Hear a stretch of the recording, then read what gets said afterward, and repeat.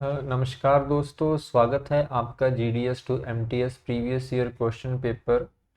और आज हम पंजाब सर्कल का जो 2021 का, यहाँ पर मैंने गलती से मिस्टेक कर दी, ये 2022 नहीं 2021 का जो पहला क्वेश्चन पेपर है उसको हम सॉल्व करने जा रहे हैं। ठीक है, तो बिना किसी देरी के हम क्वेश्चन पेपर को देखते हैं। और इस क्वेश्चन पेपर का जो PDF है वो भी आपको लिंक में मिल जाएगा। आज से मैं कोशिश करूँगा कि जो भी क्लासेस में लूँगा उस सभी का जो PDF है आपको डिस्क्रिप्शन के लिंक में मिल जाए। ठीक है, इसीलिए ही थोड़ी देरी हुई है वीडियो को अपलोड करने में। आई होप आप अंडरस्टैंड करेंगे। चलिए शुरू करते हैं। जो पहला क्वेश्चन है कि reuse of a posted stamp is allow. तो अगर तो पोस्टेड स्टैम्प को फिलैटलिक पब्लिकेशन के लिए आप इस्तेमाल करना चाहते हैं तो वो अलाउ है, अदरवाइज़ आप उसका रीयूज़ नहीं कर सकते। ठीक है, दूसरा क्वेश्चन है कि frank article can be posted in how many post office by licensee. तो सिर्फ 2 पोस्ट ऑफिस में ही जो फ्रैंक आर्टिकल है वो पोस्ट किए जा सकते हैं। और तीसरा क्वेश्चन है कि फ्रैंक आर्टिकल पर जो सिटीज़न इसका लाइसेंस लेता है फ्रैंकिंग मशीन का, उसको कितना कमीशन मिलता है। तो उसको 3% जो है कमीशन मिलता है। Question number 4, during specified are on Sunday and postal holiday all RMS office generally book registered article on payment of. Sunday वाले दिन या छुट्टी वाले दिन जो RMS ऑफिस है वो बुकिंग कर देते हैं, लेकिन साथ में उनको लेट फीस भी देनी पड़ती है, तभी उनकी जो बुकिंग है वो हो पाती है। ठीक है, क्वेश्चन नंबर 5 कि कौन से आर्टिकल है जिनको पोस्ट बॉक्स के ज़रिए डिलीवर किया जा सकता है। तो फर्स्ट है all fully paid registered newspaper, बिल्कुल इनको भी किया जा सकता है। अनरजिस्टर्ड आर्टिकल को भी किया जा सकता है। बुक पैकेट को भी और सैंपल पैकेट को भी किया जा सकता है, बेशर्ते वो सभी जो है फुल्ली पेड हो सभी। ठीक है, तो इसमें जो डी ऑप्शन है जो सही है, all above are the correct. What is the fee for a recall of article. तो ये है दोस्तों 6 रुपये इसकी फ़ीस है रिकॉल करने की। Mail for navy personnel serving in INS ship should be address to fleet mail office Bombay को एड्रेस होनी चाहिए अगर आप किसी ऐसे सैनिक को जो कि नेवी में तैनात है उसको लेटर भेजना चाहते हैं तो। Question number 8, what are post restante article. पहला ऑप्शन है कि addressed to be kept till called for. ये भी सही है कि उस समय तक वेट करना जब तक बताया ना जाए। Addressed to be await arrival, जब तक मैं ना आ जाऊं तब तक वेट करना। एड्रेस्ड टू पोस्ट ऑफिस की पोस्ट ऑफिस का एड्रेस लिख देना। ये जो सभी इस तरह के आर्टिकल हैं ये पोस्ट रिस्टेंट आर्टिकल में ही आ जाते हैं, तो इसीलिए जो ऑप्शन नंबर डी है वो है all of the above are correct. तो यही हमारा सही आंसर होगा। Question number 9, which of the following read in redirection of a article. Is in दी गई 4 स्टेटमेंट से कौन सी स्टेटमेंट सही है रीडायरेक्शन के केस में। पहली स्टेटमेंट पढ़ते हैं कि free redirection of A parcel is allow in a same post town और ए सेम पोस्ट ऑफिस। तो पहली स्टेटमेंट ही सही है। तो अगर हमें पहले ऑप्शन में ही आंसर मिल जाता है तो बाकी के नेचुरल गलत ऑप्शन होंगे। ठीक है, question number 10, every change of address return instruction are valid for. 3 महीने के लिए वैलिड होता है। अगर कोई पर्सन अपनी जगह छोड़कर किसी नई जगह पर चला गया है तो वो इंस्ट्रक्शन लिखकर पोस्ट ऑफिस में दे सकता है कि आप मेरा जो सामान है मुझे नई जगह पर भेज देना, लेकिन वो सिर्फ 3 महीने के लिए ही इंस्ट्रक्शंस वैलिड होती हैं। ठीक है, question number 11, article whose address of sender and receiver are incomplete, अगर सेंडर और रिसीवर दोनों का जो एड्रेस है इनकम्प्लीट है, उस केस में एड्रेस को कहाँ पर भेजा जाएगा? उस केस में भेजा जाएगा return letter office. So option number D is the correct answer. Which of the following is not first class mail? Not लिखा है जो नहीं है, तो लेटर भी है, पोस्ट कार्ड भी है और लेटर कार्ड भी है। क्योंकि नहीं पूछा है तो ब्लाइंड लिटरेचर हमारा आंसर होगा, ये नहीं होगा। ठीक है। Maximum weight of a letter, letter का पूछा है, should not be more than 2 kg से ज़्यादा वेट नहीं होना चाहिए लेटर का। Following can be attach with the post office, sorry post card, post card के साथ क्या अटैच किया जा सकता है? तो आंसर है डी, पोस्ट कार्ड के साथ कुछ भी अटैच नहीं किया जा सकता। ब्लाइंड लिटरेचर का मैक्सिमम वेट कितना होता है? ब्लाइंड लिटरेचर का मैक्सिमम वेट जो होता है 7 kg होता है। ठीक है। Maximum weight of the unregistered parcel, तो अनरजिस्टर्ड पार्सल का जो मैक्सिमम वेट है वो 4 kg तक ही हो सकता है। अगर 4 kg से वेट बढ़ जाता है तो इसको रजिस्टर करवाना कंपलसरी हो जाता है। Question number 17, registration is compulsory in for, जैसा अभी हमने बात किया, अगर पार्सल का वेट 4 kg से बढ़ जाए तो रजिस्ट्रेशन करवाना ज़रूरी है। इंश्योर आर्टिकल का भी रजिस्ट्रेशन करवाना ज़रूरी है और वीपी आर्टिकल का भी रजिस्ट्रेशन करवाना ज़रूरी है। तो ऑप्शन नंबर डी जो है यही हमारा सही आंसर होगा। How EMO is paid to illiterate person, किसी अनपढ़ व्यक्ति को ईएमओ कैसे डिलीवर किया जा सकता है? तो आप ऑप्शन नंबर सी देखिए, make mark of a thumb on EMO in the presence of a witness, witness की प्रेजेंस में जिसके नाम पर ईएमओ है उनका जो थंब इम्प्रेशन है वो लिया जाएगा। ठीक है। और जो पैसे हैं वो विटनेस को दिए जाएंगे और वो विटनेस पोस्टमैन को पर्सनली जानता होना चाहिए। Question number 19, alteration of a payee's name in the money order can be done, अगर किसी ने मनी ऑर्डर भेजा हुआ है और वो डिलीवर नहीं हुआ तो कस्टमर चाहता है कि इसका नाम बदलकर किसी और को दे दो, उस केस में उस पर दूसरा कमीशन लगेगा। ठीक है। अगर तो एड्रेस बदलेगा तो कमीशन नहीं लगेगा, अगर नाम बदलेगा तो दूसरा कमीशन उस पर लगेगा। ठीक है। How many type of postal life insurance policies are available? So 6 तरह की जो पीएलआई की पॉलिसीज अवेलेबल हैं। Maximum amount of sum insure for which PLI policy can be obtained, तो मैक्सिमम सम इंश्योर है 50 लाख। तो ऑप्शन डी जो है यही हमारा सही आंसर होगा। Demurrage charges are charged after how many day, 7 दिन के बाद, इसको वेयर हाउसिंग चार्जेस भी बोला जाता है।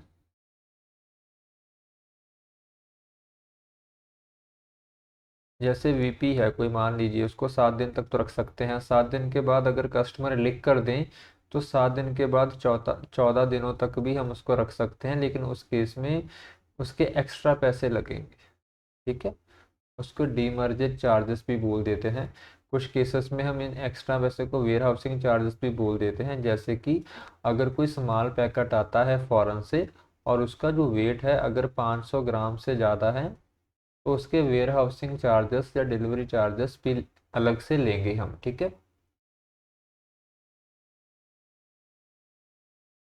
आप इसको डीमर्ज ही याद रखो, वेयर हाउसिंग चार्जेस याद मत रखो। ठीक है।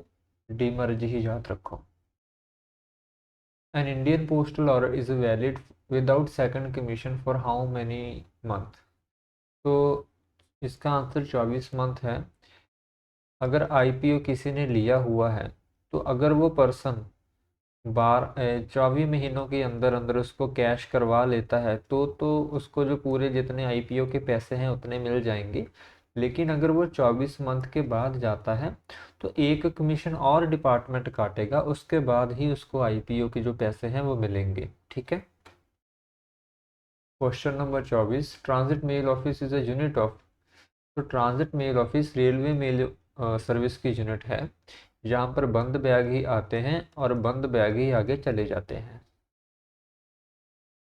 Defined transit section, transit section की बात हो रही है तो दैट इज दी जो रेलगाड़ी का डिब्बा होता है जिसमें हमारी डाक होती है, उसको हम ट्रांजिट सेक्शन या ट्रैवलिंग सेक्शन भी बोल देते हैं। इसका ऑप्शन है कि travelling office of a railway mail service, क्योंकि रेलवे मेल सर्विस में ही वो रेलवे का डिब्बा होगा। ठीक है। Record office of a railway mail service is also known as, record office को क्या बोला जाता है, stationery office of a railway mail service भी बोला जाता है, क्योंकि ये वाला तो क्या होता है, that is the travelling office, जो ट्रैवल करता है। ठीक है। लेकिन जो एक जगह एक बिल्डिंग में होता है उसको हम बोल देते हैं स्टेशनरी। ठीक है। तो इसको stationery office of a railway mail service भी बोला जाता है। Which of the following is not a district bag office, तो that is the division office, क्योंकि डिवीजन ऑफिस में क्या है कि सुप्रीडेंट बैठता है, वो डीबीओ नहीं होता। हेड ऑफिस को भी बैग ऑफिस बनाया जा सकता है, सब ऑफिस को भी, सब रिकॉर्ड ऑफिस को भी बैग ऑफिस बनाया जा सकता है, हेड पोस्ट ऑफिस को भी बैग ऑफिस बनाया जा सकता है, लेकिन डिवीजन ऑफिस को नहीं बनाया जा सकता। Sorting bundle are prepare when article are equal to or more then 25, इसका आंसर है अगर 25 से ज़्यादा आर्टिकल होंगे तो उनका सॉर्टिंग बंडल बनाया जा सकता है। Registered bag is a due bag है, रजिस्टर्ड बैग को बनाना ज़रूरी है, तो आंसर जो ऑप्शन सी है यही हमारा आंसर है। ए ऑर्डर, जो ए ऑर्डर है जो कि सुप्रीडेंट ऑफ आरएमएस इशू करता है, वो सॉर्टिंग मेल से रिलेटेड उसको, उसमें जो चेंजेस होते हैं उसकी गाइडेंस के लिए इशू करता है। ठीक है। उसके बाद आज से हम जो पूरा क्वेश्चन पेपर है उसको सॉल्व करेंगे। ठीक है। क्योंकि अभी मुझे लगता है कि हम इस स्टेट में आ चुके हैं कि अभी हम पूरे क्वेश्चन पेपर को समझ सकते हैं। तो इस क्वेश्चन को पहले सॉल्व करते हैं, जहाँ पर लिख देता हूँ मैं 1/3 + 2, 2 + 1/2। ठीक है। पहले हम सिर्फ इतना सॉल्व करेंगे, 3, ऊपर 1 वैसे रहने देते हैं, 3 + 2, 2 को 2 से गुणा करेंगे और +1 जोड़ेंगे तो आ जाएगा आंसर 5/2। इस 2 को इस 2 से काट देंगे तो आंसर आएगा 3 + 5 = 8। ऊपर 1 था तो आंसर क्या आ गया, 1/8। ऑप्शन नंबर ए हमारा सही आंसर है यहाँ पे। दूसरा है, हमें ये डिजिट दिया हुआ है, अगर हम इसको असेंडिंग ऑर्डर में लिखें तो कितने डिजिट हैं इसमें जो सेम पोजीशन पे रहेंगे। ठीक है।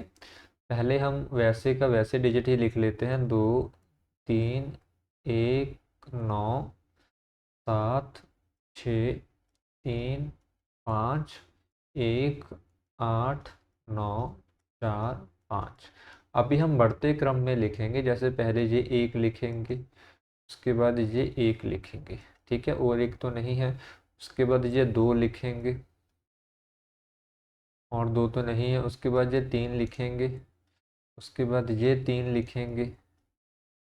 ठीक है। उसके बाद ये 4 लिखेंगे, उसके बाद ये 5 लिखेंगे, उसके बाद एक 5 यहाँ पर है, और इसमें उसके बाद ये 6 लिखेंगे, उसके बाद ये 7 लिखेंगे, 7 के बाद उसके बाद ये 8 लिखेंगे, उसके बाद एक 9 यहाँ पर है और एक 9 यहाँ पर है। अभी हमने इसको बढ़ते क्रम में लिख लिया। अभी देखना है कि कौन से डिजिट है जो बदले ही नहीं है फिर भी, जैसे ये 2 से 1 हो गया, बदल गया, 3 से 1 बदल गया, ये भी बदल गया, ये भी बदल गया, ये भी बदल गया, ये भी बदल गया, ये भी बदल गया, एक ये नहीं बदला है, एक ये भी बदल गया, ये भी बदल गया, ये सभी बदल गए। तो 32 का है ऑप्शन नंबर ए, सिर्फ एक डिजिट उसी जगह पर है और फिर भी वो, मीन्स हमने असेंडिंग ऑर्डर में बढ़ते क्रम के लिखने के बावजूद भी वो उसी जगह पर है। और यही क्वेश्चन में पूछा था कि कितने डिजिट हैं ऐसे। क्वेश्चन नंबर 33 कि 3 लीटर का एक सोल्यूशन है जिसमें 60% जो है वो चीनी है, शुगर है। अगर हम उसमें 1 लीटर पानी को ऐड कर दें तो नए सोल्यूशन में कितने % चीनी होगी, बस ये पूछा हुआ है। इसको समझते हैं कि 3 लीटर में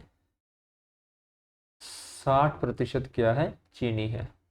60% क्या है, चीनी है। इसको हम ऐसे लिख सकते हैं, 3 लीटर में, मैं आपको कुछ ब्लैंक पेज पर समझा देता हूँ, बिल्कुल लास्ट में समझा देता हूँ, ठीक है। ठीक है, ये ब्लैंक पेज है हमारा, यहाँ से। तो 3 लीटर को हम 2 हिस्सों में बांटेंगे, एक है 60%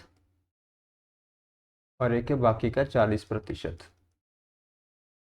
3 लीटर को आप जैसे 30 लिख लो और उसको 10 में बांट दो, तो क्या हो जाएगा, एक हिस्सा 3 आ जाएगा और उसको 6 से गुणा करो तो 1.8 लीटर है वो तो है शुगर, और जो 1.2 लीटर है वो है हमारा पानी, ठीक है।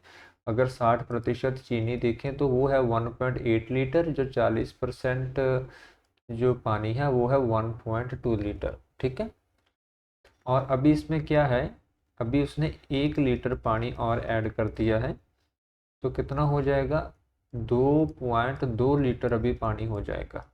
अभी वो पूछ रहा है कि चीनी की परसेंटेज कितनी है, तो 1.8 अपॉन 2.2 इंटू 100, ये हमारा क्वेश्चन है। इसको सॉल्व करेंगे, 9/11 इंटू 100, 900/11, 8,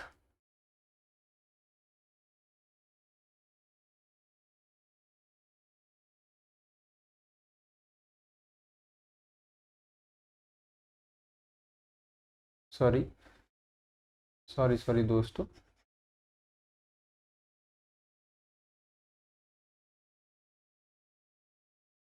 हमें क्या करना था कि ऊपर रखना था 1.8, वैसे ही नीचे टोटल लिखना था, ये 2.2 और 1.8, ठीक है, इस तरह से रखना था।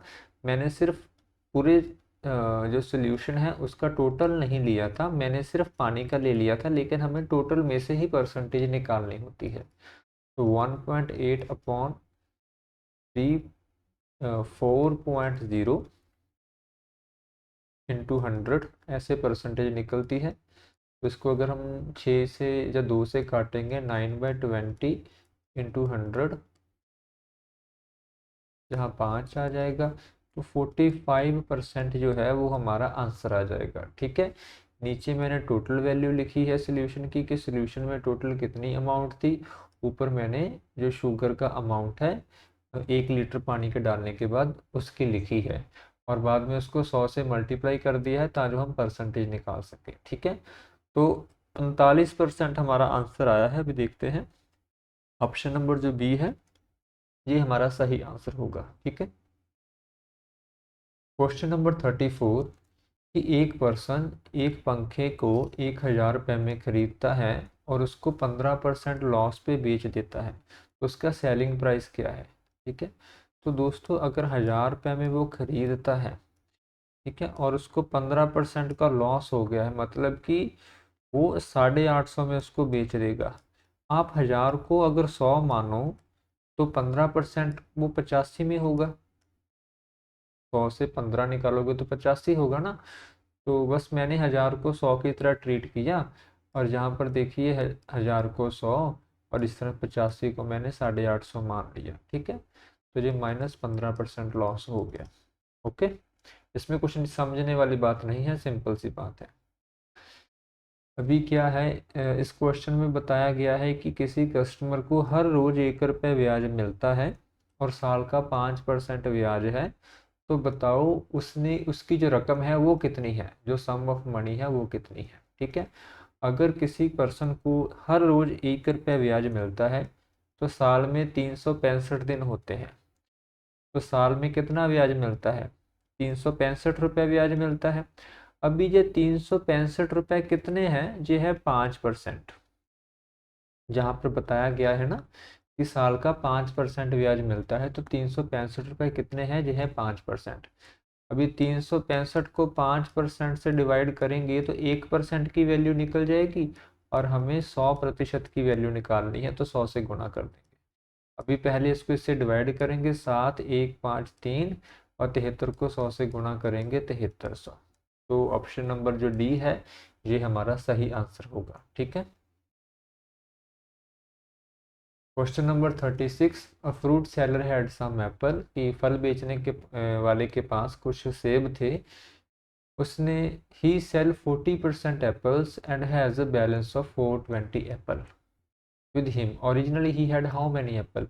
उसने 40% जो सेब हैं वो बेच दिए, अभी उसके पास 420 सेब पड़े हुए हैं, तो पहले उसके पास टोटली कितने सेब थे ये पूछा गया है। तो देखिए उसके पास अभी कितने हैं, 420 सेब हैं। बेचने के बाद पहले कितने, टोटल कितने सेब थे, मान लीजिए 100% सेब थे, उसमें से 40% भैया ने बेच दिए, तो बाकी कितने रह गए, 60%, है ना, 60% रह गए। और जहाँ पर हमें कितना बताया हुआ है वो 60% कितना है, वो है 420। तो 420 क्या है, 60% है, तो 60 से डिवाइड कर देंगे तो 1% निकल जाएगा, और 100 से गुणा कर देंगे तो 100% निकल आएगा। तो इसको इससे मैं 0 को 0 से काट दूंगा, यहाँ आ जाएगा 700, तो आंसर आएगा 700। ठीक है। ऑप्शन नंबर जो डी है ये हमारा सही आंसर है। 37, इसमें लिखा है कि एक पर्सन ए और एक पर्सन बी वो मिलकर एक काम को 8 दिन में ख़त्म करते हैं। ठीक है। अगर ए अकेला उस काम को 12 दिन में ख़त्म करता है, तो बी अकेला उस काम को कितनी देर में ख़त्म करेगा। ऐसे सवालों को आपने इस तरह से निकालना है कि जो ए है वो कितने दिनों में ख़त्म काम करता है, 1/12, उसको 1/12 में लिखना है। बी का हमने पता करना है, और टोटल ए प्लस बी दोनों मिलकर कितने दिनों में काम खत्म करते हैं, 1/8 में। तो ए प्लस बी कितना है, 1/8।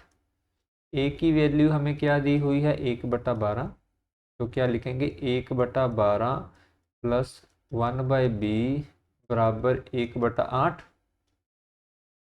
1/बी बराबर 1/8 माइनस 1/12, एलसीएम ले लेंगे 24 आ जाएगा। इसको सॉल्व करेंगे, 3 - 2 बराबर 1/24। तो अभी 1/बी बराबर 1/24, तो बी का आंसर कितना आ गया, 24। तो ऑप्शन नंबर जो सी है यही हमारा सही आंसर है, कि बी अकेला उस काम को 24 दिन में ख़त्म कर पाएगा। ठीक है। क्वेश्चन नंबर 38 है कि 600 मीटर लंबी गली है जिसको कोई पर्सन 5 सेकंड में पार कर देता है, तो स्पीड पता करनी है मीटर पर सेकंड में। ठीक है। तो गली की डिस्टेंस कितनी है, 600 मीटर, और कितने कितने समय में वो पार करता है, 5 सेकंड, लेकिन उसने 5 सेकंड, 5 मिनट लिखा हुआ है दोस्तों, 5 मिनट, क्योंकि हमने स्पीड को सेकंड में निकालना है, तो मिनटों को सेकंड में निकालने के लिए इसको 60 से गुणा करेंगे, तो 300 सेकंड में वो पार करता है 600 मीटर की गली। अभी स्पीड का फॉर्मूला क्या होता है, डिस्टेंस अपॉन टाइम, की दूरी बटा समय। तो 600 मीटर दूरी थी और समय था 300 सेकंड, तो हमारा आंसर आ जाएगा 2 मीटर पर सेकंड की उसकी स्पीड है, ऑप्शन नंबर बी। ठीक है। क्वेश्चन नंबर 39, कि अगर 56 बुक्स का जो वजन है वो 8 किलोग्राम है, तो 152 बुक्स का वजन कितना होगा। ठीक है। तो 56 बुक का वजन अगर 8 किलोग्राम है, तो एक बुक का वजन निकालने के लिए हम 8 से डिवाइड कर देंगे, तो कितना आ जाएगा, एक बुक का वजन आ जाएगा 700 ग्राम, या मैं ऐसे लिख देता हूँ 0.7 किलोग्राम। ठीक है ना, या 700 ग्राम, जैसे भी आप लिखना चाहो। अभी हमने 152 बुक्स का निकालना है, तो 152 को हम 0.7 से गुणा कर देंगे। ठीक है। चलो 152 को मैं 7 से ही गुणा कर देता हूँ, बाद में सॉल्व कर लेंगे। 7 दूनी 14, एक हाथ से 35 और 36, 3 7 8 9 10। भैया ये तो आंसर में ही नहीं है, फिर से देखते हैं गलती कहाँ पर हुई है। 56 बुक्स का वेट 8 के, अरे मैंने उल्टा लिख दिया भाई, काश। कोई बात नहीं, फिर से निकालेंगे, समझेंगे अच्छी तरह से। 56 किताबों का जो वजन है वो 8 kg है, ठीक है ना।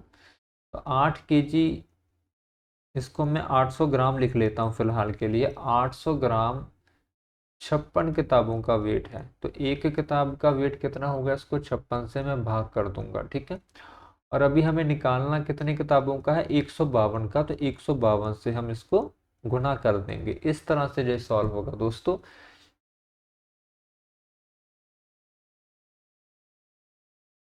सॉरी, 8000 ग्राम को 56 किताबों से डिवाइड करेंगे तो एक किताब का वेट आएगा, 1 बुक वेट,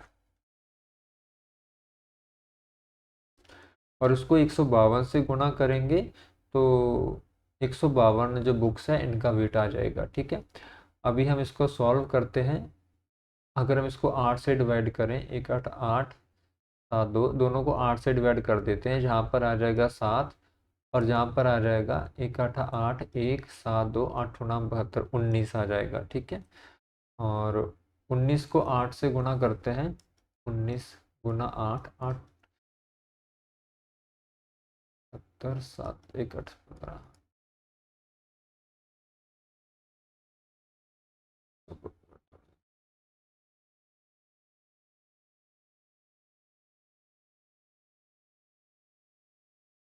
152 0 0 0 अपॉन 7, ठीक है। इसको सॉल्व करना है अब हमने। 152 को अगर हम 7 से डिवाइड करें, 7 दूनी 14, 3 2 7 चौक 28, 1 2 7 ये जो 21 है, 21.7 किलोग्राम है, ये हमारा आंसर आ गया है दोस्तों। सिर्फ 21 ही निकला, क्योंकि 21 किसी और आंसर में नहीं है, इसलिए मैंने जो ऑप्शन नंबर ए है उसको ही चेक लगा दिया है, ठीक है। और क्वेश्चन नंबर 40 कि 2200 इज डिक्रीज्ड बाय 8%। 2200 अगर हम 8% से डिक्रीज करेंगे, तो 2200 के पहले हम 100 टुकड़े कर लेते हैं, तो वो बन गया 1%, ठीक है। इसको 8% डिक्रीज करेंगे तो बाकी कितना रह जाएगा, 92%। तो इसको हम जो दो दो जीरो से दो जीरो काट देंगे, और 92 को 22 से गुना कर देंगे। 2 दूनी 4, 9 दूनी 18, 184 जहाँ पर आ जाएगा, 4 2 एक आंसर 10 और 2, 2024 जो इसका है आंसर है, ठीक है। तो ये थे मैथ के 10 क्वेश्चन। उसके बाद हम देखते हैं जीके के, कि how many states and UT are there in India. 28 states and 8 UTs हैं इंडिया में। इसके लिए आप हमेशा गूगल का इस्तेमाल कर सकते हैं। How many states and UT in India, क्योंकि कुछ ये करंट अफेयर है, इसमें क्या है, इसमें दिक्कत ये आती है कि ये वेरी करती रहती है, इसीलिए हमें अप टू डेट रहना है। और कहाँ है, यहाँ है, तो इसका ऑप्शन है बी। तो इंडिया के किस स्टेट्स में सबसे ज़्यादा रेनफॉल होती है, मेघालय में होती है दोस्तों। राज्यसभा के मेंबर का कितना टर्न्योर होता है, 6 साल का होता है। हर 2 साल के बाद 1/3 जो मेंबर है उससे रिटायर हो जाते हैं। Who is the speaker of a Lok Sabha, अभी ये चेंज हो गया होगा, तो इसको भी हम ऑनलाइन ही सर्च करेंगे।